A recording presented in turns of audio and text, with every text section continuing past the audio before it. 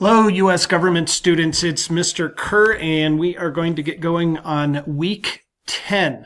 And this week we are going to be talking about one of the most important concepts that you'll learn this entire semester. That is the concept of one person, one vote. May sound pretty straightforward and easy, but it's actually a little bit complicated when we talk about through the history of the politics and the government of our country over the 200 plus years that our country has existed. So first of all, your suggested schedule here, and just make sure you see this. A little about our schedule. So Tuesday through Monday as usual, but we do have this other week put in the middle called spring break.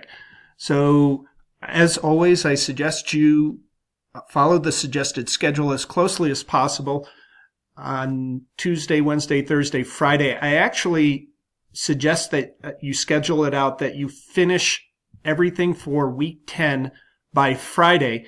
That way, if you have plans over spring break, want to go and do something fun, and you're all caught up, you have that entire spring break time to do that. And Monday, you can come back and just double check that you've completed everything, make sure everything's up, ready to go, and to start the next week.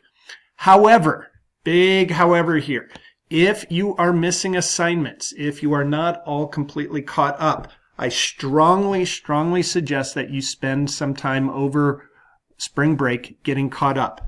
Here's my priority. Number one is the current week, week 10. Make sure you get that completed in this time period. Once you are done with week 10, please go back and look at the previous couple of weeks here in Unit 2. So week 9, week 8, week 7. And make sure that you have everything in Unit 2 completed. If you have everything in Unit 2 completed, so you have week 10 completed and 7, 8, and 9 all completed, and you're up to date there, then go back to Unit 1, and if there's anything you need to complete in Unit 1, that's when you should do that. And please use this time over spring break in order to do that. So that is my suggestion for how you get through the suggested schedule for week 10, including spring break. And then starting on April 2nd, week 11 will open up. We only have a couple weeks left of Unit 2, then we'll go into Unit 3, which will be the final unit. All right. And with that, let me pop back out here to talking about week 10, one person, one vote. And of course, as always, please go through your grade book, look for anything that you might be missing, feedback that I've given you on assignments, and all of that good stuff.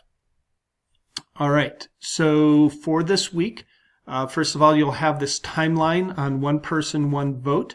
And so go through that, and there's a PDF and a link down here, both of those, talking about the timeline of voting rights and how, again, this idea of each person gets one vote, but how that has actually changed over time and what that means in various states and various local communities and nationally in our presidential elections. So take a look at that timeline. Then notes, you'll be taking notes over a video. So and there's a transcript here, and the video, one person, one vote, and we'll get to see our good friend Justice Sandra Day O'Connor again that we saw a couple of weeks back. So go through that, use the notes, the templates that I've put here, given you, and then your notes, you'll actually submit them here. One person, one vote notes will go here in the Dropbox. And then your other assignment is a discussion board where you are basically going to answer the question. So you look at the voting rights timeline, watching one person, one vote video, learning about the concept of one person, one vote, and then watch this video on the Electoral College.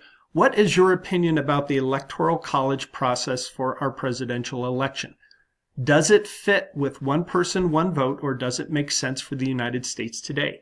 And you can, of course, use any previous election, not just these elections here, or any presidential election as examples. Also, click on the link here for an alternative idea. And then post your opinion. Make sure you back it up with facts and details from the reading and videos from this week. We're not looking for, well, let's just say facts and details from the reading and videos from this week.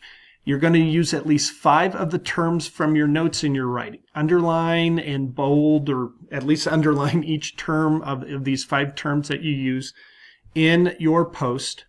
Your post should be at least one good, strong paragraph. Most people end up putting more than a paragraph here.